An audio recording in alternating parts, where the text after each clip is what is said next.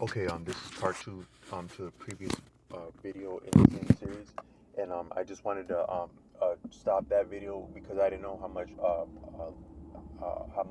current I had on the bandwidth. But I want to try to run with that just a little bit. So what I was saying in the last video is that to appreciate what I think Kanye West was reaching for in the past with statements upon slavery, not to reiterate that or to give not to give credence to what can be problematic in that statement, just as in terms of the legacy of oppression, the pain of people then and now. I listened to my one thing that my father told me is that he was inspired by a man from Africa that was part of the struggle. He was a freedom fighter. I don't know this man's name, but he's from the same region as my father. And he said that the rules of revolution is do not lie and do not claim easy victories. What claiming easy victories is to my father would be when you talk about history, things that were paid for with blood and sacrifice and tears and sweat. When you make a if you make a flippant or light statement about the real sacrifices of people that can amount to all the way up to revolution, if you're light about that, about talking about battles, dates, treaties, stuff like that in a light matter, and what that has cost people, that's like claiming an easy victory. But I think that if you look at how Kanye West paid for some of his statements, he actually divested of his wealth and standing. Because I remember at one point the Yeezy shoes, I was never I couldn't find anything of liking in those shoes myself. Um, but I remember that they would be some people's cup of tea, and those carried weight at one point. The word Yeezy, they had weight at one time. Many people might remember that had weight.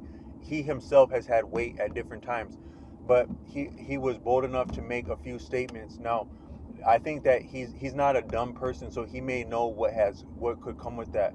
And one of the statements that was the beginning of his undoing, and the undoing of his status, but also his wealth, and you could imagine what would be called maybe his estate as a person, and as a because I think his name, but also his likeness and his goings on is actually a brand and a corporation, and he divested that in order to make a few salient statements.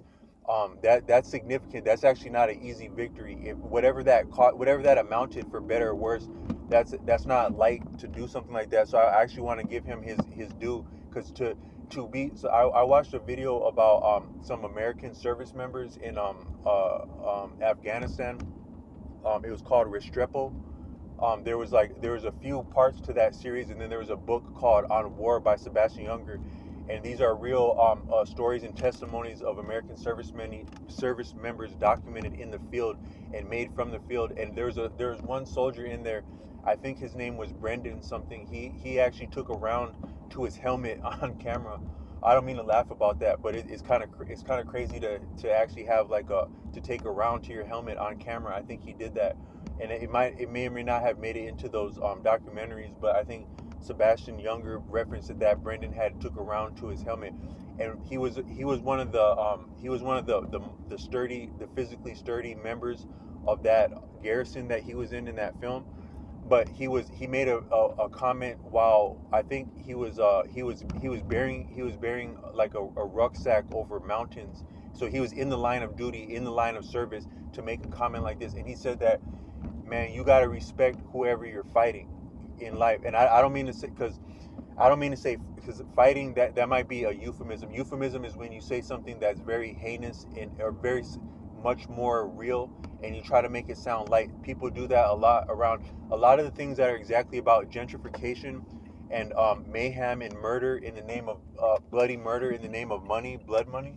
It's usually euphemized. So a lot of things in healthcare are euphemized. Law enforcement, business, everyday life. There's a lot of euphemisms, but also military. There are a lot of euphemisms, and they're very bloody and disingenuous. So one would be to say fighting when you're talking about mayhem, murder, killing, collateral damage of men, women, and children, and even you could say that all warfare casualties are collateral damage, and are civilian casualties, because I think that all people are civilians and are entitled to the humanity that is due a civilian.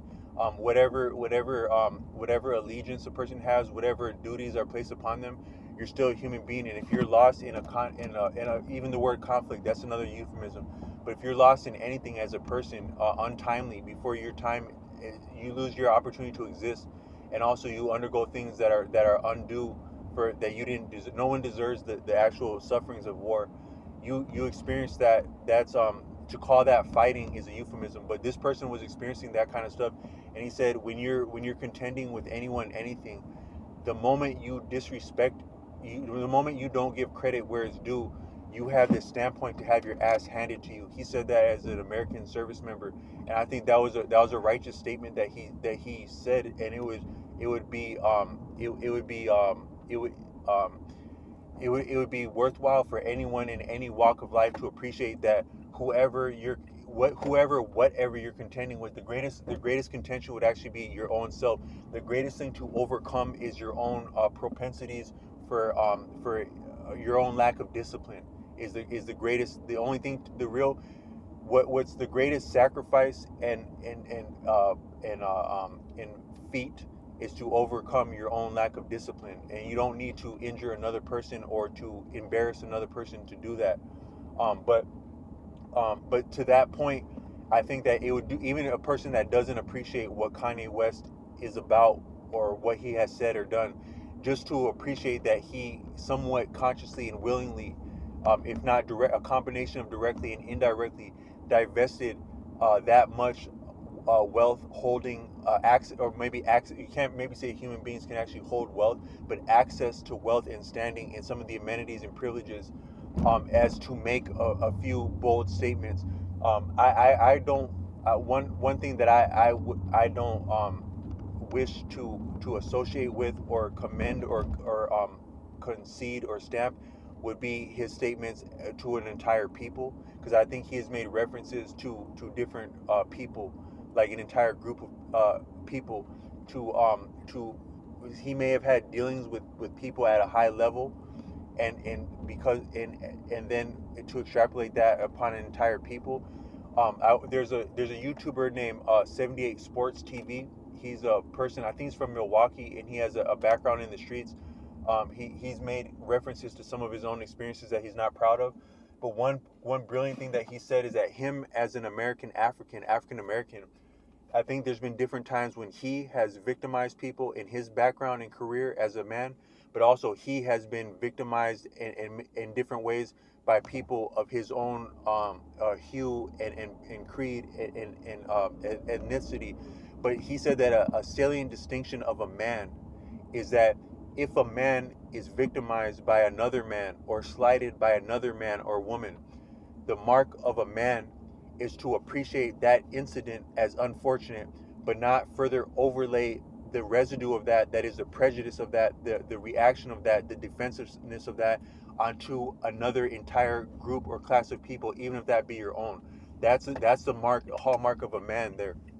But similarly, with anything that a person like Kanye West has experienced at a high level, to as maybe a slight to himself, as an offense, as an affront, to overlay that on yet an entire people, that's a pitfall that anyone can make, and he seemed to have made that.